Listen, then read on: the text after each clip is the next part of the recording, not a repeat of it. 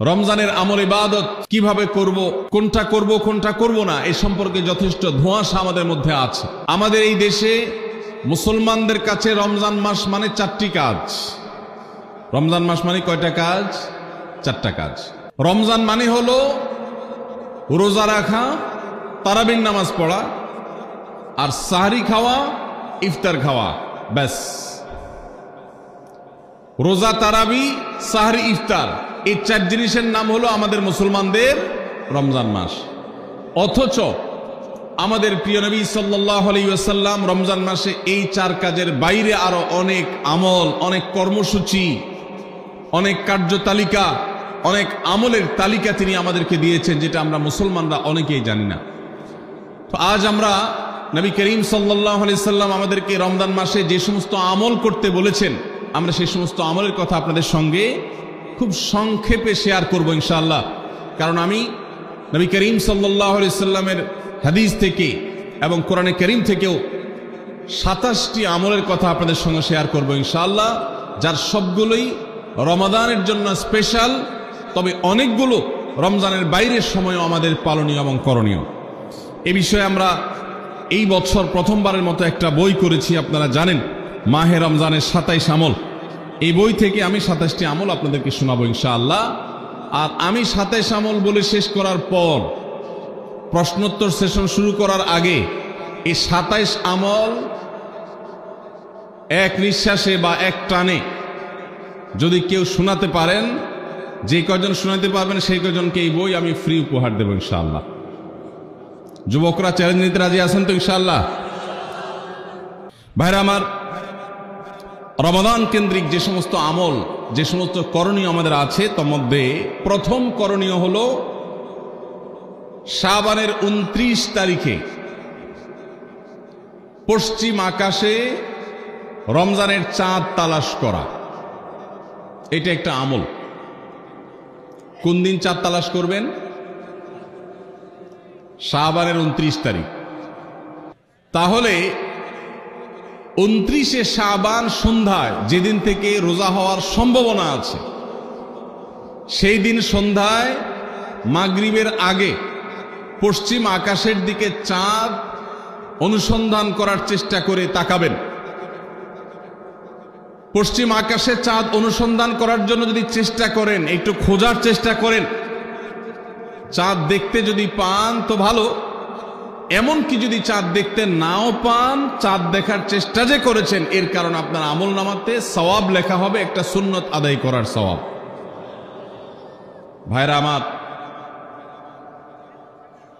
আমরা আমাদের ছেলেবেলায়, আমাদের শৈশবে রমজানের আনন্দ আঁচ করতাম পশ্চিম আকাশের চাঁদ দেখে।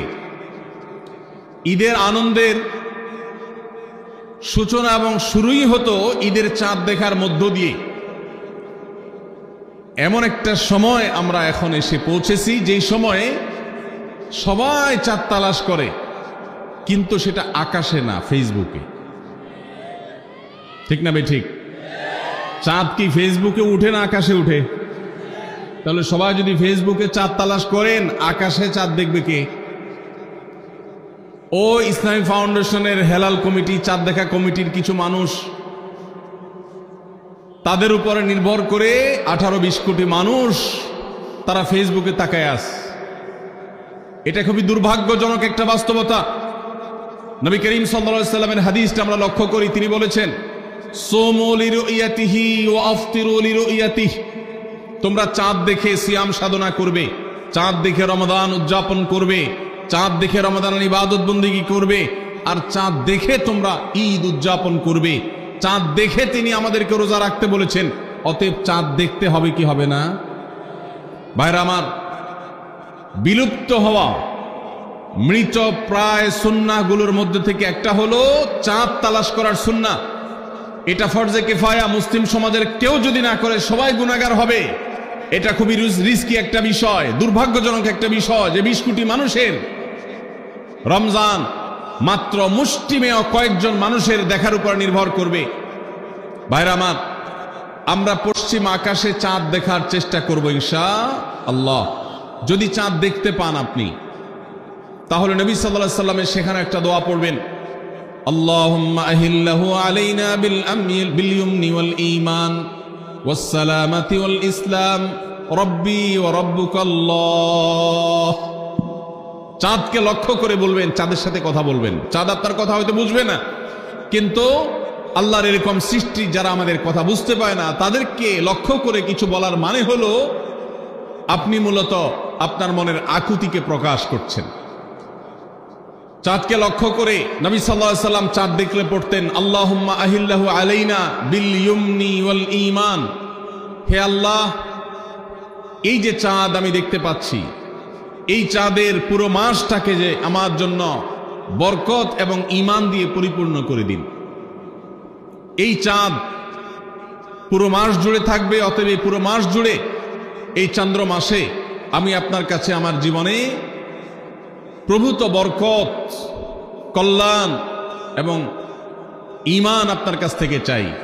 ওয়াসসালামাতি ওয়াল ইসলাম, এবং আমি নিরাপত্তা চাই এই চাঁদ, এই চন্দ্রমাস আমার জন্য যেন নিরাপদ হয়, এবং ইসলামের সাথে যেন এই মাস আমি অতিবাহিত করতে পারি, ঈমানের সাথে যেন অটল অবিচল থাকতে পারি। রব্বি ওয়া রাব্বুকাল্লাহ, হে চাঁদ, তোমার সৃষ্টিকর্তা পালনকর্তা আর আমারও পালনকর্তা এক আল্লাহ। ভাইরা আমার, চাঁদ দেখার চেষ্টা করা যাবে তো ইনশাআল্লাহ? সোশ্যাল মিডিয়াতে আপনি চাঁদের খবর খোঁজেন, দোষ নাই, কিন্তু আমরা সবাই যদি সোশ্যাল মিডিয়াতে চলে যাই, পশ্চিম আকাশে চাঁদটা দেখবে কে? দুর্ভাগ্য। মসজিদ মাদ্রাসার ছাত্ররা, ওলামা একরাম, তারাও চাঁদ তালাশ করতে দেখা যায় খুবই কম, খুবই নগণ্য। আল্লাহ তাআলা আমাদের সবাইকে মৃত প্রায় সুন্নাহকে জিন্দা করার তৌফিক দান করুন। এই বছর 29শে রমাদান শুক্রবারে হবে না শনিবারে হবে? কে কে চাঁদ দেখবেন হাত তোলেন। আল্লাহ আমাদের সবাইকে চাঁদ দেখার তৌফিক দান করুন। মৃত সুন্নাহকে জিন্দা করার নিয়ে তো চাঁদ দেখবেন ইনশাআল্লাহ। আল্লাহ আমাদের সবাইকে আমল করার তৌফিক দান করুন। ভাইরা আমার, তাহলে রমজান কেন্দ্রিক প্রথম আমল পেয়ে গেলাম, প্রথম কর্মসূচি পেয়ে গেলাম, সেটা হলো শাবানের শেষ তারিখে পশ্চিম আকাশে চাঁদ তালাশ করবো ইনশাআল্লাহ। নাম্বার 2, রমজানের দ্বিতীয় আমল, যেটা রমজানের প্রধান আমল মূলত কি সেটা বলেন দেখি। রমজানের প্রধান আমল কি ভাই? রোজা রাখা। মাশাআল্লাহ, উত্তর সঠিক। রমজান মাসের প্রধান আমল হলো রোজা রাখা। রোজা রাখার চাইতে এ মাসের বড় কোনো আমল হতে পারে না। রোজা রাখা রমজানের সুন্নত না মুস্তাহাব? ফরজ। ফরজ মানে হলো আল্লাহর সেই নির্দেশ, যেই নির্দেশ লঙ্ঘন করলে জাহান্নামের শাস্তি অবধারিত, জাহান্নামের শাস্তি এড়ানো যাবে না, যে নির্দেশ মান্য করা আবশ্যক, এরকম একটি ফরজ। ইসলামের স্তম্ভ কয়টা ভাই? 5টা। নবী করিম সাল্লাল্লাহু আলাইহি সাল্লাম বলেছেন, বুনিয়াল ইসলামু আলা খামস। ইসলাম দাঁড়িয়ে আছে 5টি ফাউন্ডেশনের উপরে, 5টি খুঁটির উপরে, 5টি ভিত্তির উপরে। সেই 5টি ভিত্তির 1 নম্বর হলো শাহাদাতি আল্লাহ ইলাহা ইল্লাল্লাহ ওয়া আন্না মুহাম্মাদান রাসূলুল্লাহ। আল্লাহ ছাড়া ইবাদত এবং উপাসনার উপযুক্ত আর কেউ নাই, আর মুহাম্মদ সাল্লাল্লাহু আলাইহি সাল্লাম আল্লাহর পাঠানো রাসূল, এই কথার সাক্ষ্য মুখে দেওয়া, এটা হলো 1 নম্বর স্তম্ভ। স্তম্ভ নম্বর 2, 5 ওয়াক্ত নামাজ আদায় করা। স্তম্ভ নম্বর 3, যাকাত আদায় করা, যাদেরকে আল্লাহ সামর্থ্য দিয়েছেন, সচ্ছলতা দিয়েছেন। স্তম্ভ নম্বর 4, হজ করা। স্তম্ভ নম্বর 5, রমজানের রোজা রাখা। তবে অনেক হাদিসে রমজানের রোজাকে 4 নম্বরে আর হজকে 5 নম্বরে রাখা হয়েছে। তাহলে রমজান মাসের রোজা রাখা এটা শুধু ফরজ না, মৌলিক ফরজ। নবী করিম সাল্লাল্লাহু আলাইহি সাল্লাম বলেছেন, যদি কেউ জীবনে একটি রোজাও শরিয়া গ্রাহ্য ওজর ছাড়া কেউ যদি ভঙ্গ করে, রোজা না রাখে, রমজানের পরে যদি সে সারা জীবনও রোজা রাখে, দায় মুক্ত হয়তো হয়ে যাবে। সে কাজা আদায় করেছে, কাফারা আদায় করেছে, দায় মুক্ত হয়তো হয়ে যাবে, কিন্তু রমজানের একটা রোজা রেখে আল্লাহর কাছে যে পরিমাণ মর্যাদার অধিকারী হওয়ার কথা, সারা জীবন রোজা রেখেও রমজানের ওই একটা রোজার ক্ষতিপূরণ করা সম্ভব নয়। এই জন্য সবাই রমজান মাসে ফরজ রোজা রাখবো তো ইনশাআল্লাহ। সকল প্রাপ্তবয়স্ক সুস্থ ইমানদারের জন্য রমজানের রোজা রাখা ফরজ। ভাইরা আমার, পৃথিবীতে আজ অনেক বিজ্ঞানী রোজা বা ফাস্টিং এর উপরে গবেষণা করে অনেক বড় বড় পদক, অনেক বড় বড় পুরস্কার জিতেছে। এখন ডাক্তাররাও আমাদেরকে বলে যে একটা সময় আমরা যেন ফাস্টিং করি, একটা সময় আমরা যেন না খেয়ে থাকি, এটা আমাদের স্বাস্থ্যের জন্য ভালো। নবী সাল্লাল্লাহু আলাইহি সাল্লাম সেই ১৫০০ বছর আগে আল্লাহর দেয়া বিধান আমাদেরকে জানিয়েছেন। রমজানে পুরো মাস রোজা, শাবানে মুহররমে বেশি বেশি নফল রোজা, সোমবার বৃহস্পতিবার সাপ্তাহিক রোজা, চাঁদের ১৩, ১৪, ১৫ আইয়ামে বীজের মাসিক রোজা। নিয়মিতভাবে এই রোজায় সিয়ামগুলো যদি পালন করি আমরা, তাহলে আল্লাহর সন্তুষ্টি এবং জান্নাত লাভ যেমন হবে, ঠিক একইভাবে আমরা দুনিয়াতে সুস্থ সবল থাকতে পারবো। আমাদের শরীরে অতিরিক্ত যে চর্বি তৈরি হয়, বিশেষ করে আজকের বিশ্ব বাস্তবতায় এই চর্বিগুলোকে বার্ন করার জন্য রোজার কোনো বিকল্প নাই। যদিও চর্বি বার্নের উদ্দেশ্যে রোজা রাখলে সে রোজা রোজা নয়। আমাদের উদ্দেশ্য হবে আল্লাহর সন্তুষ্টি অর্জন, পাশাপাশি পার্থিব উপকারিতা এমনি পেয়ে যাব। আল্লাহ আমাদের সবাইকে রমজান রোজা রাখার তৌফিক দান করুন। ভাইরা আমার, নবী করিম সাল্লাল্লাহু আলাইহি ওয়াসাল্লাম তিনি বলেছেন, যে ব্যক্তি রমজানে ঈমান এবং ইখলাসের সাথে আল্লাহকে খুশি করবার জন্য রমজান রোজা রাখবে, আল্লাহ তার পূর্বের সমস্ত গুনাহ মাফ করে দিবেন। অনেক যুবক আছেন গ্যাস্ট্রিকের অজুহাতে, অনেকে আছেন প্লাস্টিকের অজুহাতে রোজা রাখেন না। কারো গ্যাস্ট্রিক, কারো প্লাস্টিক। সামান্য একটু রোজা রাখতে যে যুবক পারে না, সে নিজেকে মুসলিম দাবি করে কোন মুখে? মাত্র 12-14 ঘন্টা যে না খেয়ে থাকার মতো চ্যালেঞ্জ নিতে পারে না,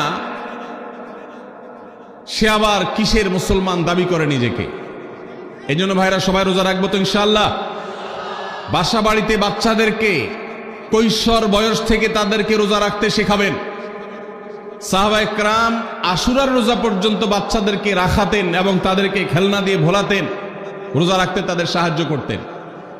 আজ এমন এক প্রজন্ম আমরা গড়ে তুলছি, যেই প্রজন্ম শুধু ভোগ শিখেছে, ত্যাগ শিখে নাই।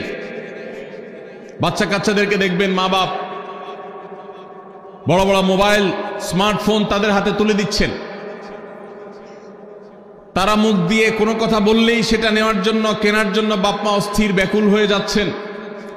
তাদেরকে সংগ্রাম, ত্যাগ, চ্যালেঞ্জ নেওয়া, এগুলো তাদেরকে শেখাচ্ছেন না। মনে রাখবেন, ভোগ করতে কোনো যোগ্যতার দরকার হয় না, ত্যাগ করতে যোগ্যতার দরকার হয়। ভোগ করতে সবাই পারে, ত্যাগ করতে সবাই পারে না। এই জন্য সন্তানকে ভোগ নয়, ত্যাগ শেখাতে হবে। আল্লাহ আমাদেরকে তৌফিক দান করুন। আপনার বাচ্চা যদি রোজা রাখা শিখে, শখ করে রোজা রাখে, তাকে বাধা দিবেন না, তাকে রোজা রাখতে দিবেন। কারণ সে রোজা রাখার মধ্য দিয়ে গরিব অভাবী মানুষের কষ্ট অনুভব করবে, ফিল করবে। সে রোজা রাখার মধ্য দিয়ে আল্লাহর নৈকট্যের ফিলিংস তার মধ্যে আসবে, ইসলামী সংস্কৃতিকে সে অনুভব করবে, আঁচ করবে। এই জন্য সন্তানকে কৈশোর বয়স থেকেই, কিশোর বয়স থেকেই তাকে রোজা রাখতে সাহায্য করবেন ইনশাআল্লাহ। ঠিক আছে না ভাই? বাচ্চাদের প্রথম হয়তো রোজা অর্ধেক রাখবে, দুপুরে ভেঙে ফেলবে, এরপর না হয় বিকাল পর্যন্ত রাখবে, এরপর না হয় সন্ধ্যা পর্যন্ত রাখবে, কিন্তু অভ্যাস তাকে গড়ে তুলতে হবে। আল্লাহ আমাদেরকে তৌফিক দান করুন। ভাইরা আমার, তাহলে রমজানের প্রধান আমল রোজা রাখা। এই রোজা ইচ্ছাকৃত শরিয়া গ্রাহ্য ওজর ছাড়া ভাঙা জায়েজ নাই, হারাম। যদি কেউ ভাঙে অথবা না রাখে সে ফাসিক। অতএব এই রোজার চর্চা আমাদের করতে হবে। আল্লাহ আমাদের সবাইকে তৌফিক দান করুন। তাহলে 3 নম্বর আমল হলো রমজান মাসের, 2 নম্বর আমল হলো রমজান মাসে রোজা রাখা। 3 নম্বর আমল হলো রাতে তারাবির নামাজ আদায় করা। রাতে কি আদায় করা ভাই?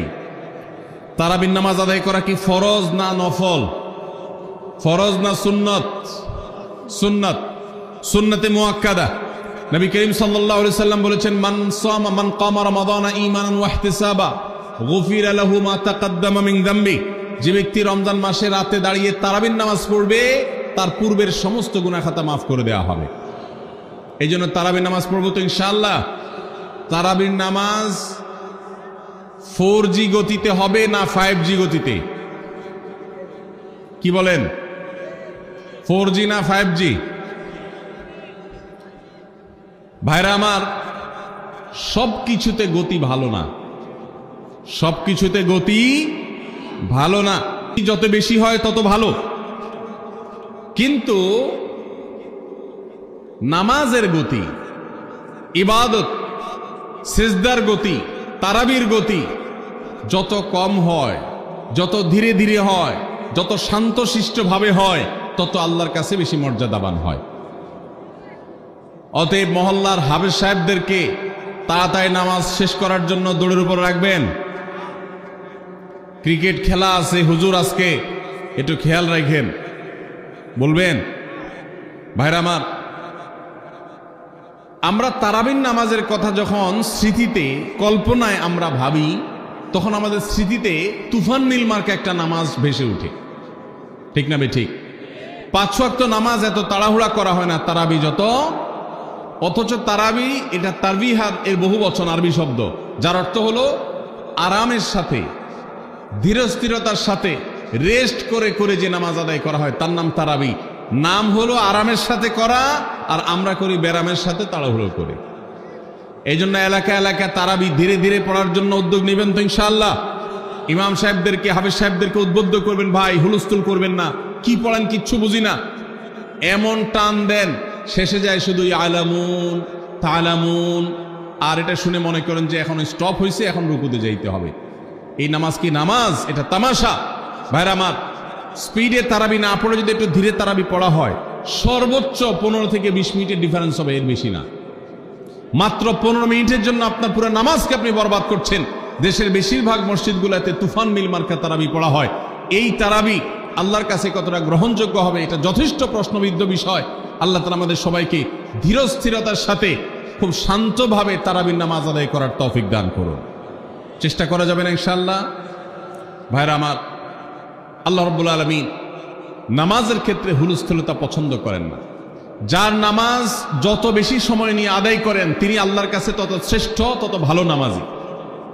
আর যার নামাজে যত হুলস্থুল করা হয় তার নামাজের কোয়ালিটি, মর্যাদা আল্লাহর কাছে তত কম। অতএব আমরা রমজানের তৃতীয় আমল জানলাম তারাবির নামাজ, এবং সেটা ধীরস্থিরতার সাথে আদায় করবো। আল্লাহ আমাদের তৌফিক দান করুন। নাম্বার 4, সাহারি খাওয়া। সাহারি খাওয়া এটা রমজানের একটা আমল। আপনি সারা বছর লাঞ্চ করেন, ডিনার করেন, দুপুরের খানা খান, রাতের খানা খান, সকালে ব্রেকফাস্ট নাস্তা করেন, কিন্তু এর কোনোটা ইবাদত হয় না, এর কারণে আপনি সওয়াব পাবেন না। কিন্তু রমজান মাসে ভোর রাতে ঘুম থেকে উঠে যে আপনি খাবার খাবেন, এই খাবার খাওয়ার জন্য যে উঠলেন এবং খাইলেন, এর কারণে আপনার অ্যাকাউন্টে আপনার আমলনামা আল্লাহ তাআলা সওয়াব জমা করে দিবেন। আপনি রিওয়ার্ড পাবেন, বিনিময় পাবেন। কেন? কারণ নবী করিম সাল্লাল্লাহু আলাইহি ওয়াসাল্লাম বলেছেন, তাসাহহারু ফাইন্না ফিস সাহুরি বারাকাহ। তোমরা সাহারির খাবার খাবে ভোর রাতে। রোজার মাসে রোজা রাখতে গিয়ে সাহারির খাবার খাবে কেন?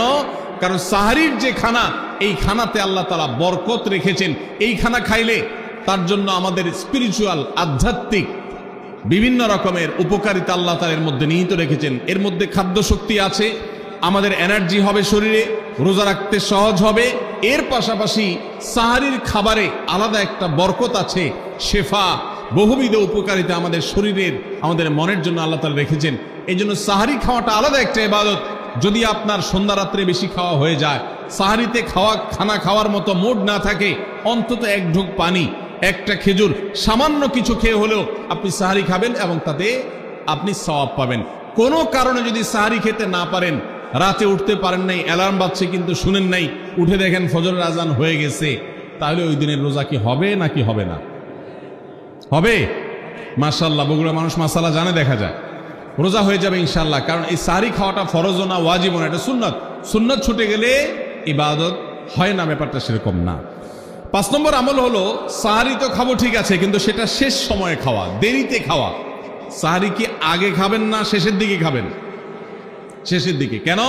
কারণ নবী করিম সাল্লাল্লাহু আলাইহি সাল্লাম বলেছেন, লা ইয়াজালুন নাসু বিখাইরিন মা আজ্জালুল ফুতুর ওয়া আখারুস সাহুর।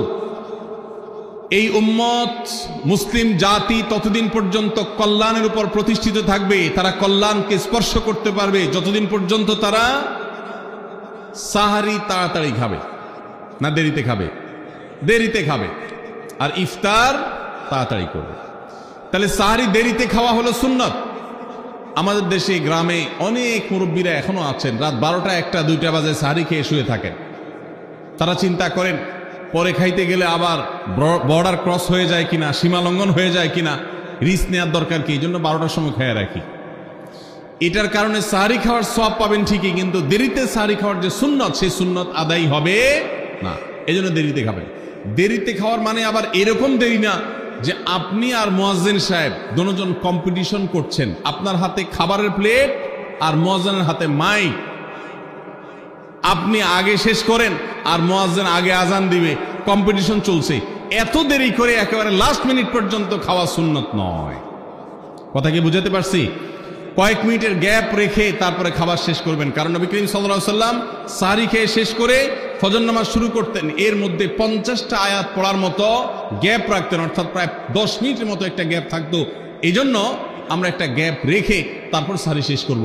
অর্থাৎ ফজরের আজান যদি হয় উদাহরণস্বরূপ 5:25 বা 30, তাহলে আমরা 2-4 মিনিট আগে সাহরি খেয়ে শেষ করবো ইনশাআল্লাহ। তাহলে সাহরি দেরি করে খাওয়া, শেষের দিকে খাওয়াটা সুন্নত। আল্লাহ আমাদেরকে আমল করার তৌফিক দান করুন। রমজান মাসে সাহরির নামে একটা নতুন নাটক শুরু হয়েছে এই দেশে, সেটার নাম হলো সাহরি পার্টি। আপনারা শুনেছেন? বিশেষ করে শহরের ছেলেফেলেরা, ইউ পোলাপান, তারা আজকাল ভোর রাতে বন্ধু বান্ধব সহ রেস্টুরেন্টে গিয়া সাহরি পার্টির আড্ডা বাইর করছে। শয়তানি এবং ফাইজলামির আর কোনো জায়গা নাই, সাহরির জন্য পার্টি বাইর করছে, তাও আবার ছেলে মেয়ে একসাথে মিলেমিশে। ভাইরা আমার, সাহরি খাওয়া ইবাদত, এবং সাহরির এই সময়টা দোয়া কবুলের সময়, তাহাজ্জুদের সময়। আল্লাহ তাআলা দুনিয়ার আকাশ থেকে ডেকে ডেকে বান্দাকে ক্ষমা করেন। এই সময়টাতে আড্ডাবাজি করা, এটা হতভাগা ছাড়া আর কারোর কোনো কাজ হতে পারে না। এরপরে 6 নম্বর আমল হলো ইফতার করা। রোজা রেখেছেন কিন্তু ইফতার করেন নাই, রোজা হয়ে যাবে কিন্তু সুন্নাত আদায় হবে না, এই জন্য ইফতার করা একটা সুন্নাত। আল্লাহ তাআলা আরহামুর রাহিমিন, এমন একটা মাস রমজান মাস, সারা বছর কিন্তু আমরা নাস্তা করি, সারা বছর যেটা নাস্তা করি রমজানে সে নাস্তাই করি। পার্থক্য হলো সারা বছর নাস্তা করি সকালে, রমজান নাস্তা করি সন্ধ্যায়। মানুষ দীর্ঘ সময় না খেয়ে থাকার পরে যে খাবার খায় সেটাকেই ব্রেকফাস্ট বলে, সেটাকেই নাস্তা বলে। আরবিতে যে ইফতার বলা হয়, এই ইফতার শব্দের অর্থ কিন্তু নাস্তা। ইফতার শব্দের অর্থ কি? নাস্তা। সারা বছর নাস্তা খেলে কোনো সওয়াব হবে, কিন্তু রমজান মাসে আপনি যদি সারাদিন উপবাস থাকার পর সন্ধ্যায় ব্রেকফাস্ট করেন, অর্থাৎ ইফতার করেন, তাহলে আল্লাহ তাআলা আপনাকে সুন্নাত পালন করার সওয়াব দিবেন। এই জন্য ভাই, ইফতার করা একটা সুন্নাত। 7 নম্বর, ইফতার আবার তাড়াতাড়ি করা আরেকটা সুন্নাত। এটা 7 নম্বর আমল, ইফতারটা একটু তাড়াতাড়ি করা। তাড়াতাড়ি করা মানে কি? সূর্য ডুবার 2-4 মিনিট আগে। কি বলেন? তাহলে তাড়াতাড়ি কেমনে হলো? তাড়াতাড়ি মানে হলো সূর্য ডুবার সাথে সাথে করা, বিলম্ব বা দেরি না করা। নবী করিম সাল্লাল্লাহু আলাইহি ওয়াসাল্লামের ওই হাদিস আবারও আমরা স্মরণ করি। তিনি বলেছেন, লা ইয়াজালুন নাসু বিখাইরিন মা আজ্জালুল ফুতুর ওয়া আখারুস সুহুর। এই মানুষ, এই উম্মত ততদিন কল্যাণের উপরে প্রতিষ্ঠিত থাকবে যতদিন তারা ইফতার তাড়াতাড়ি করবে আর সাহরি দেরিতে করবে। ইফতার তাড়াতাড়ি করা এর মানে হলো সূর্য ডুবছে আর দেরি করবেন না। শিয়ারা এবং ইহুদিরা, তাদের মধ্যে রোজা আছে, ফাস্টিং আছে, তারা সেই রোজায় ইফতার করে হলো চতুর্দিক অন্ধকার হয়ে যাওয়ার পর, সূর্য ডুবার পর পর ইফতার করে না। তো এই জন্য নবী সাল্লাল্লাহু আলাইহি ওয়াসাল্লামের আদর্শ হলো তার বিপরীত, অর্থাৎ সূর্য ডুবার পর পর ইফতার করে ফেলা, অতিরিক্ত বিলম্ব না করা। আল্লাহ আমাদেরকে আমলের তৌফিক দান করুন। 8 নম্বর আমল হলো ইফতারের দোয়া পড়া। ইফতারের দোয়া জানা আছে ভাই? কি দোয়া? আমরা একটা দোয়া কমন জানি বাংলাদেশে মানুষ, সেটা হলো আল্লাহুম্মা লাকা সুমতু আলা রিজকিকা আফতারতু। এটাও হাদিসে বর্ণিত হয়েছে, কিন্তু হাদিসের সনদ নিয়ে অনেকে কোনটা নিয়ে আলাপ তুলেছেন, প্রশ্ন তুলেছেন। আল্লাহুম্মা লাকা সুমতু মানে হলো, হে আল্লাহ, আপনার উদ্দেশ্যে রোজা রেখেছি, ওয়া আলা রিজকিকা আফতারতু, এবং আপনার দেওয়া রিজিক দিয়ে ইফতার করেছি। আর ইফতারের আরেকটা দোয়া হলো যাহাবাজ জামা ওয়াবতাল্লাতিল উরুক ওয়া সাবাতাল আজরু ইনশাআল্লাহ। এটা একটা দোয়া। যদি এগুলো দোয়ামূলক নয়, আমরা দোয়া বলছি, এটা মূলত আল্লাহর কাছ থেকে একটা প্রত্যাশা। এর অর্থ হলো যাহাবাজ জামা, আমার পিপাসা দূর হয়ে গেছে, ওয়াবতাল্লাতিল উরুক, আমার শিরা উপশিরাগুলো সব সিক্ত হয়ে গেছে, ওয়া সাবাতাল আজরু ইনশাআল্লাহ, এবং আল্লাহ চাহেন তো এই রোজার বিনিময় আমার সাব্যস্ত হয়ে গেছে আল্লাহর কাছে, এটা স্থির হয়ে গেছে। এটা হলো ইফতারের দোয়া। ইফতারের দোয়াটা কি ইফতারের আগে করব না পরে করব? ইফতারের দোয়াটা যারা ইফতারের আগে করার পক্ষে তারা হাত তোলেন। অল্প সংখ্যক মানুষ, আর বাকিরা সবাই কি পরের পক্ষে না মাঝখানের পক্ষেও আছেন লোক? সব পরের। মাশাআল্লাহ, সব সূক্ষ্ম সূক্ষ্ম মাসআলা দেখি গাবতলী মানুষ জানে। মাশাআল্লাহ, অনেক অগ্রসর দেখা যায়। আল্লাহ আমাদের সবাইকে দ্বীনের জন্য কবুল এবং মঞ্জুর করুন। মাশাআল্লাহ। ভাইরা আমার, ইফতারের দোয়াটা ইফতারের পরে করতে হয়, যেটা বেশিরভাগ মানুষ জানে না, কিন্তু আমি অবাক হলাম যে এখানে বেশিরভাগ মানুষ আপনারা জানেন। মাশাআল্লাহ, নলেজেবল মানুষ, বোঝা গেছে। ইফতারের দোয়ার অর্থের দিকে তাকালেই তো বোঝা যায় এটা আগে না পরে। দোয়ার অর্থের মধ্যে তাকালে আমরা দেখতে পাচ্ছি যে আল্লাহ শিরা উপশিরা সিক্ত হয়ে গেছে, পিপাসা দূর হয়ে গেছে, এগুলো তো ইফতারের পরেই হয়। অবশ্য আমি অর্থ আগে বলে দিছি, সেটা দেখে হয়তো আপনারা অনেকে বুঝে ফেলছেন। মাশাআল্লাহ। তো যাই হোক, ইফতারের শুরুতে বিসমিল্লাহ বলে ইফতার করব, আর শেষে এই দোয়া পড়বো। আল্লাহ আমাদেরকে আমলের তৌফিক দান করুন। 9 নম্বর হলো সাহরি এবং ইফতারে খেজুর খাওয়া। খেজুর দিয়ে সাহরি ইফতার করা। ইফতারে আপনি অন্য যা খান না খান, খেজুর দিয়ে খাবেন। নবী সাল্লাল্লাহু আলাইহি সাল্লাম আদা পাকা আদা খেজুর দিয়ে ইফতার করতেন, যেটাকে রোতাব বলা হয়। আর যদি সেটা না পাওয়া যেত, সাধারণ যে কোনো খেজুর, সেটাও না পাওয়া গেলে একটু পানি খেয়ে তারপর তিনি ইফতার করতেন। আমরা ইফতারে খেজুর খেতে হয় সুন্নাহ, এটা আমরা জানি, কিন্তু যেটা জানি না সেটা হলো সাহরিতে খেজুর খাওয়া। ভোর রাতে সাহরিতে খেজুর খাওয়া সুন্নত। এটা আগে কে কে জানতেন? হাত তোলেন। আগে জানতেন? মাশাআল্লাহ, হাত নামান। গত বছর রমজানে সাহরিতে ভাত তরকারি যাই খাইছেন না খাইছেন, একটা হলো খেজুর খাইছেন, কারা কারা হাত তোলেন? মাশাআল্লাহ, এদিকে সব আমল করা মানুষ। মাশাআল্লাহ, তাহলে তার ওয়াজ টোয়াজের কোনো দরকার নেই। এত নলেজেবল মানুষ, এত আমলদার মানুষ যদি এলাকায় থাকে, তাহলে ওয়াজের দরকারটা কি? আল্লাহ আমাদের সবাইকে আমলের তৌফিক দান করুন। ভাইরা আমার, ইফতারে খেজুর খাওয়া যেমন সুন্নাত, সাহরিতেও খেজুর খাওয়া সুন্নাত, কিন্তু খেজুর খাওয়া কোনো ফরজ ওয়াজিব না। খেজুরের দাম বেশি হয়ে গেছে, আপনি কিনতে অপারগ। যদি একটা খেজুরও পুরো রমজানে না খান, আপনার রোজার কোনো অসুবিধা হবে। তবে নবী সাল্লাল্লাহু আলাইহি সাল্লাম যেহেতু ইফতার এবং সাহরিতে খেজুর খেতেন, আর খেজুরে প্রচুর পরিমাণ সুগার আছে, উপকারী, যেটা মানুষের স্বাস্থ্যের জন্য উপকারী, প্রচুর পরিমাণ এনার্জি আছে, খাদ্য শক্তি আছে, সারাদিন রোজা রেখে আমাদের যে সুগারের ঘাটতি হয় সেটা পূরণ করার জন্য সহায়ক হয়।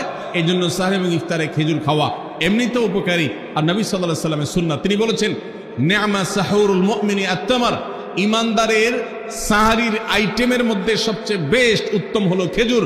এই জন্য অন্য যাই খান না খান, একটু হলো, এক পিস হলো খেজুর খাবেন। ইনশাআল্লাহ সুন্নাত আদায় করার নিয়তে খেলে এই সুন্নাতটা আদায় হয়ে যাবে, আল্লাহ তাআলা তা চাহেন। তো তাহলে 9 নম্বর আমল পেলাম হলো সাহরি এবং ইফতারিতে খেজুর খাওয়া। 10 নম্বর আমল হলো সকল প্রকার পাপাচার বর্জন করা, গুনাহের কাজ থেকে বিরত থাকা। এইটা হলো রমজান মাসের দ্বিতীয় সর্বোচ্চ গুরুত্বপূর্ণ আমল। সিরিয়ালে আমরা 10 নম্বরে বলেছি, কিন্তু 27টা রমজানের স্পেশাল আমলের মধ্যে সবচেয়ে গুরুত্বপূর্ণ আমল হলো রোজা রাখা, আর দ্বিতীয় সর্বোচ্চ গুরুত্বপূর্ণ আমল হলো সব ধরনের পাপাচার বর্জন করা, গুনাহের কাজ ত্যাগ করা। যদি কেউ রমজানে রোজা রাখে, আবার চোখ দিয়ে হারাম জিনিস মোবাইলে দেখে, স্ক্রিনে দেখে, পত্রিকার পাতায় দেখে, অফলাইনে দেখে, পরনারীর দিকে তাকায় থাকে, সে যদি কান দিয়ে হারাম জিনিস শুনে, গান বাদ্য, এই সমস্ত কিছু সে যদি উপভোগ করে, তাহলে তার এই রোজা আর উপোস থাকার মধ্যে কোনো পার্থক্য। মনে রাখবেন, রোজা শুধু পেটের হয় না, রোজা চোখের হয়, রোজা কানের হয়, রোজা হাতের হয়, রোজা মুখের হয়, রোজা শরীরের প্রত্যেকটা অঙ্গ প্রত্যঙ্গের হয়। একজন মানুষ যখন তার পুরো শরীরের রোজা করে, সে যখন সকল অঙ্গ প্রত্যঙ্গ দিয়ে আল্লাহর আনুগত্য করে, আল্লাহর নাফরমানি থেকে বেরিয়ে আসে, তখন সে সত্যিকারের রোজাদার হয়। আর যে শুধুমাত্র দিনের বেলায় পানাহার বর্জন করে, যৌনাচার বর্জন করে, আর সমস্ত পাপাচার অপকর্ম সে যথারীতি অন্য সময়ের মতো রমজান মাসেও করে, এই রোজাদার পেটের রোজা রেখেছে, কিন্তু তার শরীরের অন্য অন্য অঙ্গ প্রত্যঙ্গগুলো আল্লাহর কথা শুনে নাই, সো সেগুলো কিন্তু রোজা রাখে নাই। এই রোজা আল্লাহর কাছে মাকবুল এবং গ্রহণযোগ্য রোজা হতে পারে না। অতএব আমরা রমজান মাসে সব ধরনের গুনাহের কাজ বর্জন করবো তো ইনশাআল্লাহ। প্রিয় ভাইরা আমার, রোজা কিন্তু আমাদের সাথে কথা বলে। রোজার ভাষা আমরা অনেকে জানি না, কি বলে সেটা অনেকে বুঝি না, কিন্তু রোজা আমাদের সাথে কথা বলে। কি কথা? সিয়াম শব্দের অর্থ, আমরা যেটাকে রোজা বলছি সেটা কোরআনের ভাষায় বলা হয় সিয়াম, হাদিসে বলা হয়েছে সেটাকে সওম বা সিয়াম। এই সওম বা সিয়াম একই শব্দ, এর অর্থ হলো বিরত থাকা। এর অর্থ হলো কি ভাই? বিরত থাকা, ব্রেক দিতে জানা। আল্লাহ রাব্বুল আলামিন রোজার মতো ইবাদত দিয়েছেন আমাদেরকে জীবনে ব্রেক দেওয়ার অভ্যাস গড়ে তোলার জন্য। আমরা যেন ব্রেক দিতে শিখি, আমরা যেন থামতে শিখি, আমরা যেন নিজেদেরকে নিয়ন্ত্রণ করতে শিখি। ইসলামের যে বৈশিষ্ট্য, ইসলামের যে বিউটি, ইসলামের যে সৌন্দর্য, সেটা হলো ইসলাম পৃথিবীর মানুষকে আত্মনিয়ন্ত্রণ করবার কথা বলে। আজ ভোগবাদী পৃথিবীর যেদিকে তাকাবেন, চতুর্দিকে দেখতে পাবেন শুধু ভোগের হাতছানি। দুনিয়াটা মস্ত বড়, খাও দাও আর ফুর্তি করো, শুধুমাত্র ফুর্তি ফুর্তি এবং ফুর্তি, ভোগ এবং ভোগ এবং ভোগ। গোটা পৃথিবী আপনাকে ভোগের কথা বলবে, ত্যাগের কথা বলবে না। ইসলাম আপনাকে ত্যাগের কথা বলে। আপনি ঈদ উদযাপন করবেন, ঈদ উল ফিতর, সেখানে পর্যন্ত ইসলাম বলে আগে গরিবের বাসায় ফিতরা পৌঁছাবে, তারপর তুমি ঈদগাহে যাবে, ঈদের আনন্দ করবে। আপনি কোরবানির ঈদে পশু জবাই করে গোশত খাবেন, উৎসব করবেন। ইসলাম বলে ভালো কথা, তুমি উৎসব করবে, তোমাকে উৎসব করতেই দেওয়া হয়েছে, কিন্তু আগে গরিবের বাসায়ও এই গোশত পাঠাবে ঈদের, সেটা নিশ্চিত করবে, তার পাশাপাশি তুমি ঈদ উদযাপন করবে। আমরা যে রমজানের রোজা রাখি, এই রোজা আমাদেরকে বিরত থাকার কথা বলে। সেই বিরত থাকাটা কি? সেটা হলো আমরা যখন রোজা রাখি আমাদের পিপাসা হয়, আমাদের ক্ষুধা লাগে, পিপাসা হয়, আবার হাতের সামনে হয়তো পানিও আছে। আমার ক্ষুধা লাগে, হাতের সামনে হয়তো খাবারও আছে, কেউ দেখছেও না, সিসি ক্যামেরাও নেই, বদ্ধ রুমে কক্ষের মধ্যে, কিন্তু আমি রোজাদার। কোন রোজাদার রোজার মধ্যে খায়, পান করে? কেন? কারণ সে জানে আল্লাহ নিষেধ করেছে। আমরা যখন ইফতার সামনে নিয়ে বসে থাকি সন্ধ্যাবেলায়, ভাইরা আমার, সারা বছর নাস্তা তো আল্লাহ তাআলা কম হোক বেশি হোক সবাইকে করার তৌফিক দেন। আমরা সবাই তো কম বেশি নাস্তা করি সারা বছর। আপনি যদি বুফে গিয়ে 100 আইটেমের নাস্তা দিয়েও আপনি খাবার গ্রহণ করেন, সকালের ব্রেকফাস্ট আপনি খান, ইফতারের সময় মাত্র 2-4টা আইটেম নিয়ে বসে থেকে আজানের জন্য, সূর্য ডুবার জন্য যে অপেক্ষা করেন, ওই অপেক্ষার সময় যে অবর্ণনীয় স্বাদ আর তৃপ্তি পাওয়া যায়, পৃথিবীর সমস্ত খাদ্য গ্রহণের মধ্যেও এই তৃপ্তি বা স্বাদ নাই। নবী সাল্লাল্লাহু আলাইহি ওয়াসাল্লাম সেজন্য বলেছেন, লিসসাইমি ফারহাতান, রোজাদার ব্যক্তিকে দুটি আনন্দ দেওয়া হয়, ফারহাতুন ইনদা ফিতরি ওয়া ফারহাতুন ইনদা লিকাই রাব্বি। একটা আনন্দ হলো ইফতারের সময়, অবর্ণনীয়, ভাষায় প্রকাশ করবার অযোগ্য।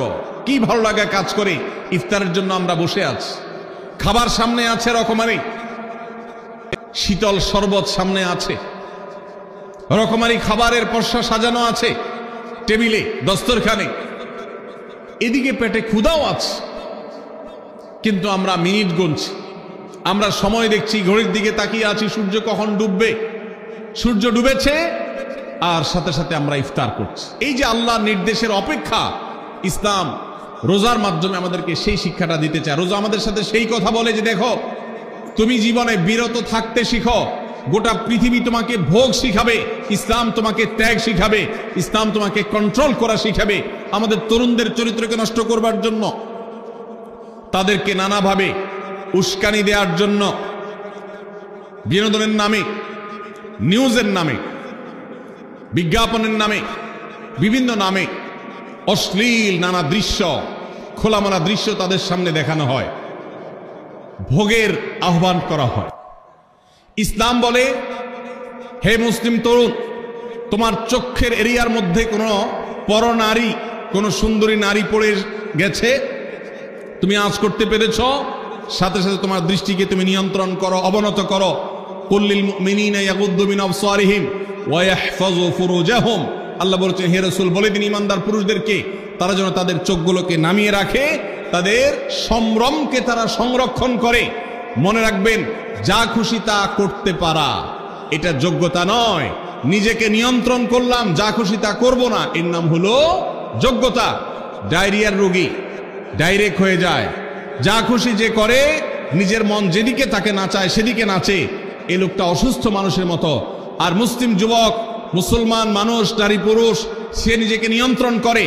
আল্লাহ এটা হারাম করেছেন, আমার মন চায়, চাইলেই আমি সেটা নিতে পারি, কিন্তু আমি নেব না। আমি একটা জিনিস ধরতে পারি, আল্লাহ হারাম করেছেন, সেজন্য আমি ধরবো না। এই শিক্ষাটা রমজান আমাদেরকে দেয়। অতএব রমজানের সবচেয়ে গুরুত্বপূর্ণ আমল হলো এই 10 নম্বর আমল, সেটা হলো পাপাচার বর্জন করা। নবী সাল্লাল্লাহু আলাইহি সাল্লাম বলেছেন, যে ব্যক্তি রমজানে রোজা রাখলো আর পাপাচার বর্জন করলো না, তাহলে এই রোজা রাখার উপোস থাকার ভিতরে কোনো পার্থক্য নাই। আল্লাহ আমাদের সবাইকে রমজান মাসে রোজা থেকে সকল হারাম, সকল নাজায়েজ কাজ, সকল গুনাহের কাজ ছাড়ার তৌফিক দান করুন, বলুন আমিন। ভাইরা আমার 11 নম্বর আমল হলো অধিক পরিমাণ দোয়া করা। রমজান মাসে রোজা রেখে আমরা বেশি বেশি দোয়া করব।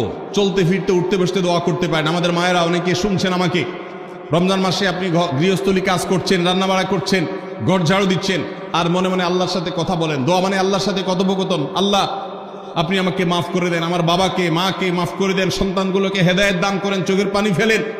নিয়মতান্ত্রিক দোয়া, বসে বসে হাত তুলে দোয়া করবেন কেবলামুখী হয়ে। আবার চলতে ফিরতে উঠতে বসতে, এমনকি ওযু নাই সে অবস্থায় দোয়া করবেন। নবী সাল্লাল্লাহু আলাইহি সাল্লাম বলেছেন, 3 ব্যক্তির দোয়া ফিরিয়ে দেওয়া হয় না। কয় ব্যক্তির দোয়া? সালাতুন লা তুরাদ্দু দাওয়াতুহুম, 3 শ্রেণী মানুষের দোয়া ফিরিয়ে দেওয়া হয় না। এর ভিতরে এক শ্রেণী হলেন মাজলুম, কারোর জুলুমের শিকার হয়েছে। এই ব্যক্তি জালেমের বিরুদ্ধে যে তার মনের আকুতি থাকে, বদদোয়া থাকে, আল্লাহ সুবহানাহু ওয়া তাআলা এটা ফিরিয়ে দেন না। এই জন্য পৃথিবীর ইতিহাসের কোন জালিম আপনি দেখাতে পারবেন না যেই জালিমকে আল্লাহ ছেড়ে দিয়েছেন, আল্লাহ ছাড় দিয়েছেন কিন্তু চূড়ান্ত ভাবে ছেড়ে দিয়েছেন, এমন কোন জালিম আপনি দেখাতে পারবেন না। এই জন্য ভাই, কখনো কোন অবস্থাতে কারো প্রতি আমরা জুলুম করব না। আল্লাহ আমাদেরকে সেটা মানার তৌফিক দান করুন। তাহলে 3 ব্যক্তির দোয়া কবুল হয়, ফেরত দেওয়া হয় না। তার ভিতরে একজন হলো মাজলুম, যার প্রতি আপনি জুলুম করেছেন, সে আপনার বিরুদ্ধে যে বদদোয়া করে, এটা লাগবেই লাগবে, আজ হোক আর 2 দিন পরে হোক। নাম্বার 2, মুসাফির, যে ব্যক্তি সফরে আছে, সফররত অবস্থায় সে যদি দোয়া করে, সে দোয়া আল্লাহ তাআলা কবুল করেন। 3 নম্বর হলো রোজাদার ব্যক্তি, as-সাইম হাত্তা ইফতির, রোজাদার ব্যক্তি সারাদিন ভর রোজা করলে ইফতার রাগ পর্যন্ত, সারাদিন দোয়া করলে ইফতার রাগ পর্যন্ত তার দোয়া কবুল হয়। এই জন্য রোজা রেখে আমরা বেশি বেশি আল্লাহর কাছে দোয়া করবো ইনশাআল্লাহ। চলতে ফিরতে উঠতে বসতে মনে মনে আল্লাহর সাথে কথা বললেন, চাওয়া দাওয়াকে পেশ করলেন, বাস এটাই হলো দোয়া। এটা হলো আমাদের রমজান মাসের 11 নম্বর আমল, বেশি বেশি দোয়া করা। 12 নম্বর আমল হলো মিথ্যা এবং কাজ পরিহার করা। রমজানের সকল পাপাচার তো পরিহার করবই, বিশেষভাবে মিথ্যা কথা, মিথ্যা কাজ পরিহার করা। কারণ নবীজি সাল্লাল্লাহু আলাইহি ওয়াসাল্লাম এর জন্য আলাদা নির্দেশ করেছেন। তিনি বলেছেন, মাল্লাম ইয়াদা কাওলা যুরি ওয়াল আমালা বিহি ফালাইসা লিল্লাহি হাজা আন ইয়াদা তাআমাহু ওয়া শারাবা। যে ব্যক্তি রমজানের রোজা রেখে মিথ্যা কথা, মিথ্যা কাজ ছাড়লো না, তার উপোস থাকায় আল্লাহর কোনো ঠেকা পড়ে নাই। 13 নম্বর আমল হলো অশ্লীলতা এবং বিবাদ, বিতণ্ডা, ঝগড়া, এগুলো পরিহার করা।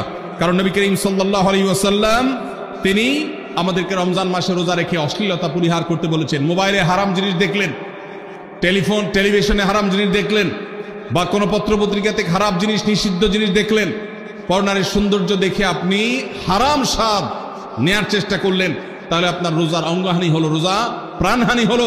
এই রোজা রোজা নয়। এই জন্য এটাকে রমজান মাসে পরিহার করতে হবে, অন্য সময় তো বটেই। এবং সেই সাথে কেউ যদি আপনার সাথে ঝগড়া করতে আসে, নবীজি শিখাই দিয়েছেন, ফালিয়াকুল ইন্নী সায়েম, কেউ রোজা রাখা অবস্থায় ঝগড়া করতে আসলে বলবেন, ভাই আমি রোজাদার, আমি তোমার ঝগড়ার জবাব দিতে পারবো না। তাহলে ঝগড়া পরিহার করার জন্য রমজান মাসে আমরা এক্সারসাইজ করবো। 14 নম্বর, যে কোনো ভালো কাজ, যে কোনো নেকামল রমজান মাসে বেশি বেশি করবেন। কেন? কারণ রমজানের শুরুতে একজন ঘোষক বলে, ইয়া বাগিয়াল খায়রি আকবিল, হে ভালো কাজ প্রত্যাশী, যে ভালো কাজ করতে চাও, রমজান মাসটাই হলো ভালো কাজের সওয়াব বেশি পাওয়ার। অতএব এই মাসে ভালো কাজ করে, নেকামল করে, ইবাদত করে, কোরআন তেলাওয়াত, জিকির, আজকার যত রকম আছে এগুলো করে জান্নাতের পথে অগ্রসর হয়ে যাও। 16 নম্বর আমল হলো রোজাদারকে ইফতার করানো। অর্থাৎ নিজে ইফতার করার পাশাপাশি অন্য কোন রোজাদারকে ইফতার করাইলে আল্লাহ তাআলা ওই রোজাদার যে পরিমাণ সওয়াব পাবেন, আপনাকেও সেই পরিমাণ সওয়াব দিবেন ইনশাআল্লাহ। 17 নম্বর আমল হলো বেশি বেশি কোরআনে কারীমের তেলাওয়াত করা। রমজান মাসে আল্লাহ তাআলা আমাদের সবাইকে, 15 নম্বর বাদ গেছে, মাশাআল্লাহ, এত মনোযোগ সহকারে কথা বলছে এবং নোট করছে দেখা যাচ্ছে। তাহলে আমরা আবার পেছনে যাচ্ছি ইনশাআল্লাহ। 15 নম্বর আমল হলো বেশি বেশি ইস্তেগফার করা। বেশি বেশি কি করা? ইস্তেগফার করা, অর্থাৎ ক্ষমা প্রার্থনা করা। কেন ক্ষমা প্রার্থনা বেশি করবেন? কারণ নবী করিম সাল্লাল্লাহু আলাইহি সাল্লাম বলেছেন, ওয়ালিল্লাহি উতাকাউ মিনান নার ওয়া যালিকা ফি কুল্লি লাইলা। রমজানের প্রত্যেক রাতে আল্লাহ তাআলা বহু মানুষকে জাহান্নাম থেকে মুক্ত ঘোষণা করেন। ভাইরা আমার, আমাদের পাপাচারের কারণে জাহান্নামীদের তালিকা নাম উঠে থাকলেও রমজানে আল্লাহ বহু মানুষকে ঠিক দেন যে এই লোককে জান্নাতি ঘোষণা করা হলো, জাহান্নাম থেকে মুক্ত ঘোষণা করা হলো। এই জন্য এই মাসে আল্লাহর কাছে বেশি বেশি মাফ চাইতে হয়, ইস্তেগফার করতে হয়, চোখের পানি ফেলে দোয়া করতে হয় যে আল্লাহ আপনি মাগফিরাত নসিব করেন। এটা হলো 15 নম্বর আমল। 16 নম্বর আমল হলো রোজাদারকে ইফতার করানো। নিজে ইফতার করবেন, পাশাপাশি রোজাদার ব্যক্তিকেও ইফতার করাবেন। নবী সাল্লাল্লাহু আলাইহি সাল্লাম বলেছেন, যদি কোনো ব্যক্তি কোনো রোজাদারকে ইফতার করায়, তাহলে যেই ব্যক্তি তাকে ইফতার করালেন তার রোজার সওয়াব তো সে পাবেই, আপনি ইফতার করায়া সমপরিমাণ সওয়াব লাভ করবেন ইনশাআল্লাহ। অতএব মসজিদে ইফতার দেওয়ার ব্যবস্থা করা যেতে পারে, রাস্তাঘাটে, বিশেষ করে পাবলিক পরিবহনে, এমনকি প্রাইভেট গাড়িতেও সন্ধ্যার সময়, ইফতারের সময় অনেক সময় খাবার থাকে না, তখন আপনি রাস্তা দাঁড়িয়ে যদি সামান্য একটু খেজুর, সামান্য একটু পানি বিতরণ করতে পারেন, তাই এই সওয়াবটা পাওয়া যেতে পারে। আপনার বাসায় আশেপাশে অনেক অভাবী মানুষ আছে, তাদের বাসায় আপনি ইফতার পৌঁছে দিতে পারেন, এর মাধ্যমে রোজাদারকে ইফতার করানোর সওয়াব পেতে পারেন। 17 নম্বর আমল হলো বেশি বেশি কোরআনে কারীমের তিলাওয়াত করা। কোরআনে কারীমের তেলাওয়াত রমজান মাসে বেশি বেশি করব। কেন? কারণ হলো এই মাসটাই হলো কোরআন নাজিলের মাস। আল্লাহ তাআলা রমজান মাসে কোরআন নাজিল করেছেন। আল্লাহ বলেছেন, শাহরু রমাদান আল্লাযী উনজিলা ফীহিল কুরআন হুদাল লিন-নাস ওয়া বায়িনাতিন মিনাল হুদা ওয়াল ফুরকান। রমজান মাস এমন মাস যে মাসে আল্লাহ তাআলা কোরআন নাজিল করেছেন, এই জন্য এই মাসে বেশি বেশি কোরআন তেলাওয়াত করতে হবে। নবী করিম সাল্লাল্লাহু আলাইহি ওয়াসাল্লাম বেশি বেশি রমজান মাসে কোরআন তেলাওয়াত করতেন। আমাদের পূর্বসূরি সালাফগণ কেউ কেউ রমজান মাসে অন্য সব আমল কমিয়ে দিয়ে কোরআন তেলাওয়াতটা সবচেয়ে বেশি করতেন। এই জন্য দিনে এবং রাতে বেশি বেশি করে কোরআন শুদ্ধতার সাথে, সৌন্দর্যের সাথে তেলাওয়াত করব, অর্থ সহকারে বুঝে পড়ার চেষ্টাও পাশাপাশি করব ইনশাআল্লাহ। 18 নম্বর আমল হলো কোরআন পরস্পরকে শোনাশুনি করা, বুঝে পড়া। অর্থাৎ আপনি কোরআন তেলাওয়াত করবেন, আপনার স্ত্রী শুনবে, আপনার মা শুনবে, আপনার বোন শুনবে, আবার তারা তেলাওয়াত করবে, আপনি শুনবেন। আমরা তারাবির নামাজে এক পক্ষীয় তেলাওয়াত শুনি, হাফেজ সাহেব তেলাওয়াত করেন, আমরা শুনি, কিন্তু আমরা তেলাওয়াত করে আরেকজন শুনবে, এটা হয় না। নবী সাল্লাল্লাহু আলাইহি সাল্লাম রমজান মাস আসলে জিবরিল ফেরেশতার সাথে কোরআন শোনাশুনি করতেন। জিবরিল তেলাওয়াত করতেন, নবীজি শুনতেন, আবার আমাদের নবীজি তেলাওয়াত করতেন, জিবরিল শুনতেন। এটা একটা সুন্নত। এই সুন্নতটা বিলুপ্ত হয়ে গেছে, এটা নিয়ে চর্চা নাই। এই জন্য আমরা এটা বাসা বাড়িতে নতুন করে জিন্দা করব। আল্লাহ আমাদেরকে তৌফিক দান করুন। 19 নম্বর আমল হলো দান সাদাকা বেশি বেশি করা। নবীজি সাল্লাল্লাহু আলাইহি সাল্লাম এমনিতেই প্রচুর পরিমাণ দান করতেন, কিন্তু রমজান আসলে তার দানশীলতার পরিমাণ আরো বেড়ে যেত। এই জন্য অভাবী, প্রতিবেশী, গরিব, দুঃখী সবার ঘরে ঘরে আমরা আমাদের সাধ্য অনুযায়ী দান পৌঁছানোর চেষ্টা করব রমজান উপলক্ষে। এটা রমজানের 19 নম্বর স্পেশাল আমল, বিশেষ আমল। 20 নম্বর রমজানের কর্মসূচি হলো ভোর রাতে দোয়া করা। কারণ সারা বছর ভোর রাতে তাহাজ্জুদের নামাজ পড়া বা দোয়া করার সুযোগ আমাদের হয় না, কিন্তু রমজানের সাহরি খেতে তো এমনি উঠেন। অতএব এই টাইমে দোয়া কবুল হয়। 24 ঘন্টার ভিতরে দোয়া কবুলের সবচেয়ে মোক্ষম সুযোগ, সবচেয়ে আদর্শ সময় হলো এই তাহাজ্জুদের সময়টা। ভাইরা আমার, ঢাকার একটি বড় কোম্পানি, বাংলাদেশের সবচেয়ে বড় শিল্প প্রতিষ্ঠান বললে ভুল হয়তো হবে না, অন্তত এটুকু বলা যায় যে প্রথম 3-4টি বড় প্রতিষ্ঠানের একটি প্রতিষ্ঠানের একজন কর্মকর্তা বছর 2-3 আগে আমার সাথে হঠাৎ দেখা। তিনি আমাকে দেখে বেশ আবেগ আপ্লুত হলেন এবং অনেকটা জড়িয়ে ধরলেন এবং বললেন, ভাই, আপনার একটি আলোচনা থেকে আমার জীবনের ভিতরে এমন এক পরিবর্তন আসছে যেটা অকল্পনীয়, অভাবনীয়। তো আমি একটু কৌতূহল হয়ে জানতে চাইলাম কোনটা সেটা। তখন তিনি বললেন, ভাই, আমার জীবনে এমন একটা রোগ হয়েছে, যেই রোগ ট্রিটমেন্ট করার জন্য দেশে বিদেশে বিভিন্ন জায়গায় গিয়েছি, কোনো চিকিৎসা এর আমি পাইনি। শেষ পর্যন্ত আশাহত হয়ে চাকরি ছেড়ে দিয়ে, শহর ছেড়ে দিয়ে গ্রামে গিয়ে বসবাস করা শুরু করছি এবং মৃত্যুর জন্য অপেক্ষা করছি। এর মধ্যে আপনার একটা আলোচনার ক্লিপ আমার চোখের সামনে আসলো, সোশ্যাল মিডিয়াতে ওটা শুনলাম। সে আলোচনাটা ছিল আল্লাহর কাছ থেকে অসাধ্য সাধন করার সময় হলো ভোর রাত তাহাজ্জুদের সময়। আমি এই আলোচনা পুরোটা শোনার পর ওই রাতেই আমি ঘুম থেকে উঠে ভোর রাতে তাহাজ্জুদ পড়ে আল্লাহর কাছে বুক ভাসিয়ে মন ভরে কাঁদলাম, দোয়া করলাম। ওই ভাই বললেন যে আমি এত দোয়া করলাম, দোয়া করতে করতে দীর্ঘ সময় আমি পরিতৃপ্ত হলাম, আমার দোয়া শেষ হয়ে গেল। এরপর দোয়া করে শেষ করার পর ফজর নামাজের সময় হয়ে গেছে, আমার ফিল হলো, অনুভব হলো যে আমার শরীরে আর কোনো রোগবালাই এখন মনে হয় নাই। এবং তিনি গত 2 দিন আগেও তার সাথে আমি দেখা করলাম ঢাকায়, গতকালকে দেখা করলাম, 2 দিন আগে না, মাত্র 1 দিন আগে দেখা করলাম। তিনি এখন সুস্থ সবল হয়ে আবার তার চাকুরিতে ফিরে গিয়ে স্বপদে সমহিমায় আছেন। তিনি এক সহকর্মীকে ডেকে আমার সামনে বলছেন, এই তোমরা বলো তো, আমি আগে শারীরিকভাবে বেশি ফিট ছিলাম নাকি এখন বেশি ফিট? তখন তার সহকর্মী আমার সামনে বলছে, স্যার আপনি আগে অনেক বেশি রাগারাগি করতেন, আপনি হট মেজাজি ছিলেন, অনেক বেশি অসুস্থ হয়ে যেতেন কিছু হলেই, কিন্তু এখন আপনি সে আগের সময়ের তুলনায় অনেক বেশি সুস্থ এবং ফিট। তিনি বললেন, ভাই ভোর রাতের দোয়ার প্রভাব এত বেশি, তাহাজ্জুদের সময়ের দোয়া এত গুরুত্বপূর্ণ যে এই এক দোয়া আমার জীবনকে আমূল পরিবর্তন করে দিয়েছে। এই জন্য ভাইরা, রমজান মাসে বিশেষ করে যখন তাহাজ্জুদের সময় সাহারি খেতে যখন উঠবেন, সাহারি খাওয়ার পর 10টা মিনিট সময় হাতে রাখেন, বা সাহারি খাওয়ার আগে 10টা মিনিট একটু আগে উঠেন, উঠে উজু করে 2 রাকাত 4 রাকাত নামাজ পড়ে, বা নামাজ পড়ার সময় না থাকলে অন্তত কেবলামুখী হয়ে 2টা হাত তুলে আল্লাহর কাছে একটু চান। নবীজি সাল্লাল্লাহু আলাইহি সাল্লাম বলেছেন, রাতের শেষ প্রহর যখন হয়, দুনিয়ার আসমানে নেমে এসে আল্লাহ বান্দাদেরকে ডেকে ডেকে তাদের প্রত্যেকটা চাওয়া পূরণ করে দেন। এই জন্য ভাইরা, রমজান মাসে সাহরির সময় দোয়া কবুল হয়। রমজান উপলক্ষে বিশেষ করে এই আমলটা, সাহরির সময় আমলটা, আমরা দোয়া করার আমলটা করতে পারি। তাহলে 20 নম্বর আমল হলো তাহাজ্জুদের নামাজ এবং ভোর রাতের দোয়া। এটা অন্য সময় করা যায়, কিন্তু রমজানের সুযোগটা বেশি আসে, সেজন্য এটাকে রমজানের স্পেশাল আমল হিসেবে আমরা উল্লেখ করলাম। আল্লাহ আমাদেরকে সবাইকে তৌফিক দান করুন। সাহরি খেতে উঠলে একটু দোয়া করবো তো ইনশাআল্লাহ, 2-4 মিনিটের জন্য হলে দোয়া করব, একাকী নির্জনে আল্লাহর কাছে কেবলামুখী হয়ে। এর চেয়ে বড় দুর্ভাগ্যের বিষয় কি আছে যে আল্লাহ চাওয়ার জন্য ডাকছেন আর আমি অবহেলা করে বসে আছি। ভাইরা আমার, 5 ওয়াক্ত নামাজের জন্য মুয়াজ্জিন আপনাকে ডাকে, কিন্তু ভোর রাতে দোয়া কবুলের জন্য স্বয়ং আল্লাহ আপনাকে ডাকেন। অতএব সাহরি খেতে উঠলে ভোর রাতে সাহরির সময় একটু দোয়া করবো তো ইনশাআল্লাহ। 21 নম্বর আমল উমরা করা। যাদেরকে আল্লাহ তৌফিক দিয়েছেন তারা রমজানে উমরা করবেন, কারণ নবী করিম সাল্লাল্লাহু আলাইহি ওয়াসাল্লাম বলেছেন, উমরাতুন ফি রমাদান তা'দিলু হাজ্জা। রমজানে কেউ উমরা করলে একটা হজের সওয়াব পায়। কোন কোন হাদিসে আসছে তা'দিলু হাজ্জাতাম মাই, নবীজির সাথে হজের সওয়াব পাওয়া যায় রমজানে উমরা করলে। আল্লাহ আমাদেরকে যখন তৌফিক দিবে আমরা তখন সেটা করব ইনশাআল্লাহ। ঠিক আছে না? নিয়ত করেন, দোয়া করেন, আল্লাহ একসময় তৌফিক অবশ্যই দিবেন। 22 নম্বর আমল হলো রমজানের শেষ 10 দিন মসজিদে ইতিকাফ করা। গুরুত্বপূর্ণ একটা পয়েন্ট, মসজিদে ইতিকাফ করা। খুব মনোযোগ দিয়ে শুনি। রাসূল করিম সাল্লাল্লাহু আলাইহি সাল্লাম রমজানের রোজা ফরজ হওয়ার পর থেকে নিয়ে তার মৃত্যু পর্যন্ত 1টি বছরের জন্য রমজানের শেষ দশক মসজিদে ইতিকাফ করা ছাড়া ছিলেন না।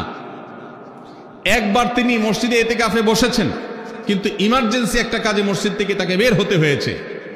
এই জন্য তিনি পরের বছর 20 দিন ইতিকাফ করেছেন। 10 দিন হলো ওই বছরের, আর 10 দিন হলো আগের বছরে যে ইতিকাফ ভেঙে ফেলেছেন সেটার ইতিকাফের কাজা। তার মানে হলো নবীজির জীবনে কখনো ইতিকাফ 1 বছর একটা রমজান মাসেও ছাড়েন নাই। এত গুরুত্বপূর্ণ আমল যে রমজানের এই আমলটা তিনি কখনোই ছাড়েন নাই। দুর্ভাগ্য আমাদের, এখানেও হয়তো বেশিরভাগ মুসলমান আমরা জীবনে একবারের জন্য রমজানের শেষ 10 দিন ইতিকাফ করি নাই। যে আমল নবীজি জীবনে কখনো ছাড়েন নাই সেটা আপনি জীবনে একবারও করেন নাই। এর চাইতে বড় হতভাগা উম্মত আর কি হতে পারে? ভাইরা আমার, 3টি আমলের নগদ তৃপ্তি আমি অন্তত অনুভব করি। আমি আমার সে অভিজ্ঞতার আলোকে আপনাদেরকে উদাত্ত আহ্বান করতে চাই, রমজানের শেষ দশকে আপনারা ইতিকাফ করুন। যে 3টি আমলের তৃপ্তি, নগদ স্বাদ, অবর্ণনীয় ভালো লাগা কাজ করে, অন্তর্জগতে প্রশান্তিতে পরিপূর্ণ হয়ে যায়। সেই 3টি ইবাদতের একটি হলো আরাফাতের ময়দানের দোয়া। এটার সাথে কোনো কিছুর কম্পেয়ার হয় না। অবর্ণনীয় এক তৃপ্তি লাগে আরাফাতের ময়দানে দোয়া করতে। দ্বিতীয় হলো সিজদায় গিয়ে চোখের পানি ফেলে আল্লাহর কাছে দোয়া করতে অসম্ভব ভালো লাগা কাজ করে। ভোর রাতে দোয়াতেও একই স্বাদ পাওয়া যায়। আর 3 নম্বর হলো রমজানের শেষ দশকের ইতিকাফ। ইতিকাফ যে একবার করেছে সে জীবনে বারবার করে, তাকে আর ফেরানো যায় না। এই জন্য ভাইরা, রমজানের শেষ দশকে আমরা আল্লাহর ঘরে বসে গিয়ে ইতিকাফ করার চেষ্টা করবো তো ইনশাআল্লাহ। অনেক এলাকায় বৃদ্ধ মানুষ, বুড়া মানুষ বসায় দেওয়া হয় টাকা পয়সা দিয়ে। যে টাকা নিয়ে ইতিকাফ করে সেও গুনাহগার, আর যারা টাকা নিয়ে ইতিকাফে বসায় তারাও গুনাহগার, কারণ ইবাদত টাকা পয়সা দিয়ে চলবে না। রমজানের শেষ দশক মসজিদে ইতিকাফ করবো তো ইনশাআল্লাহ। আল্লাহ আমাদেরকে তৌফিক দান করুন। যুবক ভাইরা, একটাবার বসে দেখেন অসম্ভব ভালো লাগা কাজ করে, মনে হয় যে আল্লাহর মেহমান আমি, এই ফিলটা হয়। কারণ আল্লাহর ঘরে এসে বসে আছেন আপনি কারোর কাছে কোনো কিছু চেয়েছেন, চাইতে চাইতে একটা পর্যায়ে তার পাও জড়িয়ে বসে গেলেন, একদম বসে গেলেন, তার ঘরের সামনে বসে পড়লেন। ইতিকাফটা অনেকটা এরকম। রমজানের প্রথম 20 দিন আল্লাহর কাছে হাত দিয়ে দোয়া করলাম, আর শেষ 10 দিন একজন মসজিদে গাঁটটি মস্কা নিয়ে পড়ে গেলাম। ব্যাপারটা হলো কারো পায়ে ধরে পড়ে যাওয়ার মতো। আশা করা যায় ইতিকাফকারীকে আল্লাহ তাআলা ক্ষমা না করে মসজিদ থেকে ফেরাবেন না। এজন্য ইতিকাফ করার চেষ্টা করবো তো ইনশাআল্লাহ। আমরা ব্যস্ততার অজুহাত দেই, ভাইরা আমার, যে কোনো মুহূর্তে দুনিয়া থেকে চলে যেতে হতে পারে। এই জন্য এই রমজানে প্ল্যান করেন, যত ব্যস্ত হন না কেন। আমি তো আমার সমস্ত ব্যস্ততাকে এক পাশে ঠেলে রেখে আল্লাহ আমাকে যখন থেকে তৌফিক দিয়েছেন, রমজানের শেষ দশকে ইতিকাফ ছাড়া বাইরে থাকবো এটা চিন্তাও করি না। এই জন্য যুবক ভাইদেরকে বলবো, প্রত্যেকটা মহল্লাতে 2 জন 5 জন 10 জন করে যুবকরা বসেন, কোরআনের গ্রুপ স্টাডি করেন, কোরআনের পাঠচক্র করেন, নিজেরা কোরআন হাদিসের আলোচনা করেন, রোনাজারি এবং দোয়া করেন। 10টা দিন আল্লাহর সাথে কানেক্টেড হওয়ার চেষ্টা করেন। 12 মাস ইবাদত, দাওয়াতের কাজ, ইসলামের কাজ করবেন, ইনশাআল্লাহ সেখানে বরকত পাবেন। রমজানের শেষ দশকে ইতিকাফ করবেন তো ইনশাআল্লাহ। আল্লাহ আমাদের সবাইকে তৌফিক দান করুন। 23 নম্বর আমল হলো শেষ দশকে ইবাদতের মাত্রা বাড়িয়ে দেওয়া। আমরা উল্টাটা করি। আমাদের দেশে রমজানের প্রথম দশকে মসজিদ ফুল হয়ে, বারান্দা ফুল হয়ে, রাস্তায়ও মুসল্লি দাঁড়ায়। আর 10 রমজান চলে গেলে 20 রমজান পর্যন্ত বাহিরের মুসল্লি কমতে কমতে বারান্দার মুসল্লি কমে ভিতরে চলে আসে। আর শেষ 10 দিনে আসলে, ঈদের দিনগুলো যখন কাছে আসে, তখন 5 ওয়াক্ত নামাজের ওই নিয়মিত মুসল্লি ছাড়া বাকিগুলো সব উধাও হয়ে যায়। নবী সাল্লাল্লাহু আলাইহি ওয়াসাল্লাম কি করতেন? তার উল্টাটা। আমাদের আয়েশা বলেছেন, কানা ইয়াজিতাহিদু ফীহি মা লা ইয়াজিতাহিদু ফী গায়রি। আমাদের নবীজি সাল্লাল্লাহু আলাইহি ওয়াসাল্লাম রমজানের শেষ দশকে ইবাদতের জন্য যত কষ্ট করতেন, যত সাধনা করতেন, অন্য কোন সময় ইবাদতের জন্য এত সাধনা করতেন না। অথচ আমরা দেখা যায় শেষ দশক অবহেলা কাটাই। এই জন্য ভাইরা, শেষ দশকে ইবাদতের পরিমাণ আরো বাড়িয়ে দিতে হবে, আমলের পরিমাণ বাড়িয়ে দিতে হবে। এটাই আল্লাহ তাআলার নির্দেশনা, সেটাই রমজানের শেষ দশকের আমল। 24 নম্বর আমল হলো শেষ দশকে পরিবারকে ঘুম থেকে ডেকে তোলা। এটা আলাদা সুন্নাহ। নবী সাল্লাল্লাহু আলাইহি ওয়াসাল্লাম রমজানের শেষ দশক হলে কানা ইযা দাখালাল আশর আহইয়া লাইলা ওয়া আইকাযা আহলা। তিনি পরিবারকে ঘুম থেকে ডেকে তুলতেন এবং স্ত্রী সঙ্গ ত্যাগ করতেন। শেষ দশক কোমর বেঁধে ইবাদত করতেন। এটা 24 নম্বর আমল। তাহলে শেষ দশক পরিবারকে ঘুম থেকে ডেকে তোলা। নবীজি অন্য কোনো সময় ঘুম থেকে ইবাদতের জন্য ডাকতেন না, নফল নামাজ যার ইচ্ছা সে পড়বে, যার ইচ্ছা পড়বে না। কিন্তু শেষ দশক এত বড় অফার, এত বড় সুযোগ, কারণ লাইলাতুল কদর শেষ দশকে আছে। এই জন্য এই দশকে ইবাদতের জন্য পরিবারকে তিনি ডেকে তুলতেন। তারা শুয়ে থাকুক, তিনি এটা সহ্য করতেন না। এই জন্য 24 নম্বর আমল হলো রমজানের শেষ দশকে পরিবারকে ঘুম থেকে ডেকে তোলা এবং স্ত্রী সঙ্গ ত্যাগ করা শেষ দশকের জন্য। 25 নম্বর আমল হলো লাইলাতুল কদর অনুসন্ধান করা। রমজানের শেষ দশকের প্রত্যেকটা রাতে কিন্তু শবে কদর হতে পারে, বিশেষ করে বেজর রাতে 21, 23, 25, 27, 29 এই রাতগুলোতে লাইলাতুল কদর হওয়ার সম্ভাবনা অনেক জোরালো। সৌদি আরবের মানুষ তাদের বেজর রাতে তালাশ করবে, আমরা আমাদের বেজর রাতে তালাশ করব ইনশাআল্লাহ। নবীজি সাল্লাল্লাহু আলাইহি ওয়াসাল্লাম বলেছেন যে তাহাররাউ লাইলাতুল কদর ফিল বিতি মিনাল আশরিল আওয়াখির মিন রমাদান। রমজানের শেষ দশকের বেজর রাতগুলোতে তোমরা শবে কদর হতে পারে, সে আশা বেশি বেশি করে ইবাদত বন্দেগী করো। লাইলাতুল কদরের ইবাদতকে আল্লাহ বলেছেন লাইলাতুল কদরে খায়রুম মিন আলফি শাহর। 1000 মাস, 1000 মাস ইবাদত করলে যে সওয়াব পাওয়া যাবে, লাইলাতুল কদরের এক রাতের ইবাদতের সওয়াব তার চাইতে বেশি হবে। সেই রাত কোনটা আল্লাহ নির্দিষ্ট করেন নাই। এই জন্য শেষ দশকের প্রত্যেকটা রাতেই ইবাদত করার চেষ্টা করা, স্পেশালি বেজর রাতগুলোতে। 26 নম্বর আমল হলো লাইলাতুল কদরের আশায় বিশেষ দোয়া পড়া। সেটা কি? আল্লাহুম্মা ইন্নাকা আফুউন তুহিব্বুল আফওয়া ফাআফু আন্নী। আল্লাহ আপনি ক্ষমাশীল, আপনি ক্ষমাকে ভালোবাসেন, অতএব আমাদেরকে ক্ষমা করে দিন। এটা রমজানের শেষ দশকের প্রত্যেক রাতেই পড়বেন। যে রাতটা একটু শান্ত শিষ্ট, একটু শীতল, একটু বৃষ্টিভাব, একটু লাইলাতুল কদরের আবহ বোঝা যায়, সেই রাতকে লাইলাতুল কদর আশা করে, প্রত্যাশা করে বেশি বেশি দোয়া পড়বেন, আল্লাহুম্মা ইন্নাকা আফুউন তুহিব্বুল আফওয়া ফাআফু আন্নী। তাহলে 26 নম্বর আমল হলো লাইলাতুল কদরের দোয়া পড়া। আর 27 নম্বর সর্বশেষ আমল হলো ফিতরা আদায় করা। অর্থাৎ রমজান মাসের রোজাতে যদি ভুল ত্রুটি হয়, এটা রিফাইন্ডের কাজ হয়ে যায়, রিফ্রেশমেন্টের কাজ হয়ে যায় ফিতরার মাধ্যমে। প্রত্যেক সচ্ছল ব্যক্তি তার নিজের পক্ষ থেকে, নিজের স্ত্রী এবং নিজের ছোট বাচ্চাদের তরফ থেকে ফিতরা আদায় করবেন। প্রাপ্তবয়স্ক সন্তান থাকলে তারা তাদেরটা আদায় করবে, আর না হলে বাপও তাদেরটা আদায় করতে পারে।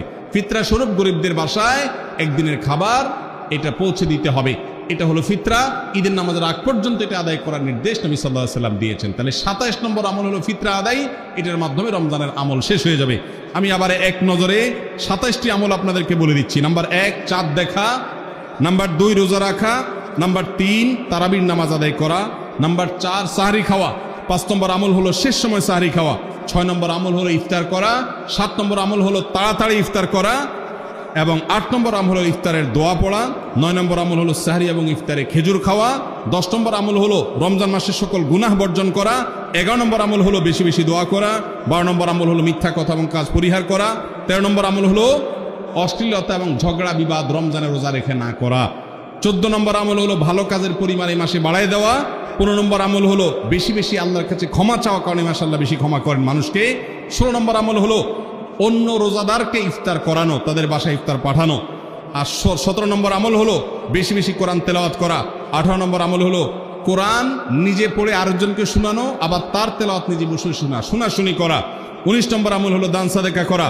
20 নম্বর আমল হলো তাহাজ্জুদ এবং বিশেষ করে ভোর রাতে সারি খেতে উঠে দোয়া করা, আর 21 নম্বর আমল হলো উমরা করার সামর্থ্য থাকলে, 22 নম্বর আমল হলো ইতিকাফ করা শেষ দশকে, 23 নম্বর আমল হলো শেষ দশকের বেজর রাতে, শেষ দশকের প্রত্যেকটা রাতে ইবাদতের পরিমাণ বাড়িয়ে দেওয়া এবং বিশেষভাবে রাত্রি জাগরণ করা শেষ দশক, আর 24 নম্বর আমল হলো শেষ দশকে নিজের পরিবারকে ঘুম থেকে ডেকে তোলা, স্ত্রী সঙ্গ ত্যাগ করা, 25 নম্বর আমল হলো লাইলাতুল কদর অনুসন্ধান করা, 26 নম্বর আমল হলো লাইলাতুল কদর বিশেষ দোয়া পাঠ করা, আর 27 নম্বর আমল হলো ফিতরা দেওয়া। আল্লাহ আমাদের সবাইকে এই 27টা আমল দিয়ে আমাদের রমজান মাসকে সাজাবার তৌফিক দান করুন।